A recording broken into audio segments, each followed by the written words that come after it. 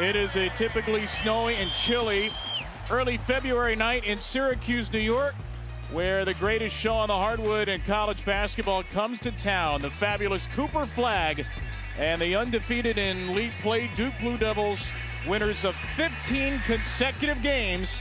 Duke has the longest win streak in the country. They are a heavy favorite, but you never know when two of the best programs in college basketball history get together. Duke controls the tip, and Duke gets the first basket right out of the chute, 9 seconds in. Great rotation by Duke. He got him wide open down low from Mallory. And Mallory stuffs it on the feed from James. Look, Lampkin needs to sprint back defensively. On the floor, when he's sprinting the floor, if Lampkin isn't down there, James finally picks his head up and recognizes he has an easy. Flag, such a tremendous distributor. Knipple, well balanced in the lane. Last game, J.J. Starling has begun 3 for 5. Cooper Flag has not gotten a shot off in this game as of yet. First one. And he rattles it home. Starling, the only starter in there. And here's a 2-3 zone. Yeah. Brown into McLeod.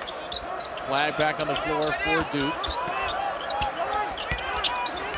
That's where the play is every time. You got to look opposite. You catch the ball in the middle. Great job by Gunbar to turn, face, look opposite, kick it right, Davis for a knockdown 3. Your 2001 title team is not far off at 58%. That's the kind of company this Duke team is in terms of sharing the ball. They'll share it again. Evans with a shot fake.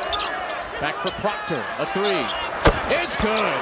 Evans hit the last 3 and sets up Proctor for the next one. Because every Duke player has left their feet for every shot.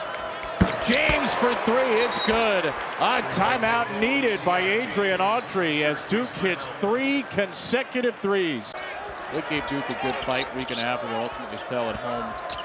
Proctor for 3. Look, we talked about if you keep going under those screens. I know Syracuse typically sits in deep drop coverage. Carlos picks up Flag again in the half court. James drives it over McLeod and finishes. Flag. That's where he's going to get a shot. He's going to get a shot on any pick and roll with Malowatch because Lampkin is in such deep drop coverage. 1,001 career points for Lampkin. Congratulations to him. Malowatch! Thunderous finish. If you're Cooper Flag, that's going to be your bread and butter. And here's that pick and roll, middle of the court. Lampkin in that drop coverage. You know, Davis is up on the high side. He's going to get that pick and roll each and every time. Both teams have used their first half timeout. Proctor. Malowatch screens for a Proctor 3. Todd Knipple and Tyrese Proctor each had 9 in the first half. Knipple set up by James, spins in. Duke's 7-3 of the night. You like the idea there? Well, drag that screen out. Force that defender to come with you. Proctor elevates and scores it over the top of the freshman Moore. Flag will go to work on Davis. And the flip is good for Cooper Flag, who then, I think, got knocked down hitting his own teammate, Brown. You got to come up with something new against Duke, I guess. Another pocket pass. And Brown brings the Thunder off the drop down from James. Adrian Autry calls his orange over. Man, oh man. One assist after another. You like the pieces Miami gets back? Andrew Wiggins, a couple other players in the first rounder? Yeah, I think, good pass. I tell you, Malik Brown.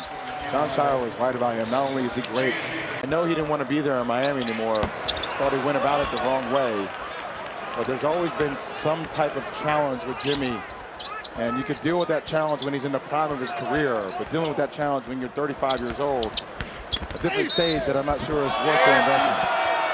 See how James with a 3-point opportunity for Duke took the hard foul from Bell, and a chance for one more for the Tulane transfer as Duke is starting to pull away. He's just built like an 18-wheeler, man.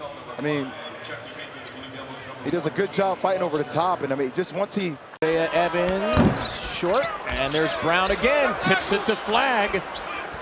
Vision to see James, and Duke a reset with Foster. Foster, flag, Brown, James, fake, drop, Brown, layup. It is looking like a clinic. Good grief. We had the chance to call North Carolina versus Pitt, which is a really close and tight game, and Duke was just able to pick them apart. 10 and 9 assists. That's going to be a shot. Flag inside McCollum. A high flying flag. Head fake here on the perimeter. I mean, it's going against a guy who's 7'4".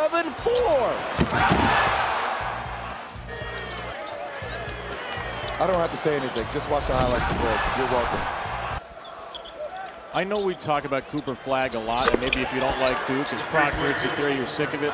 Here's the thing, he is worth it. Every game he does this kind of stuff. Autry told us they should know pretty soon whether or not Donnie Freeman is going to have a chance to come back or be shut down.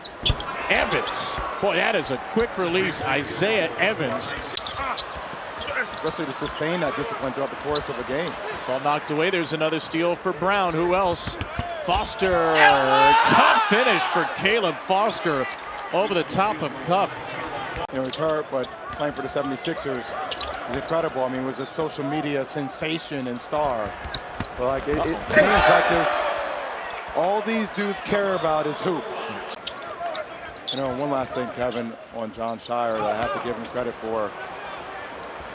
It's not every day that you get a chance to fill in the shoes of potentially the greatest coach of all time. And he has a unique coaching ability that is relatable and keeps guys, oh my goodness. You may not know this cartoon reference, but a lot of older people will. I mean, this is Inspector Gadget. This is Go-Go Gadget arms. J.J. Starling, last bucket. He got 12. Starling and Davis, the co-Syracuse leaders, with a dozen. There's another Duke dunk. It's Gungba. No, I think this is just another learning experience. And also, I think that the talent level needs to be elevated for Syracuse. And I think Syracuse fans recognize that. I think the coaching staff recognizes that. First game in college was against Stanford at the Garden. I'll never forget seeing him on the sideline. That's awesome. And literally interrupting him during his broadcast, telling him how excited I was to meet him. He's like, "Don't focus on the game." They did not take their foot off the gas in this second half. There was no letdown. The game after the UNC game, sometimes it's emotional letdown. Anything but for Duke, which wins by 29 here in the Dome.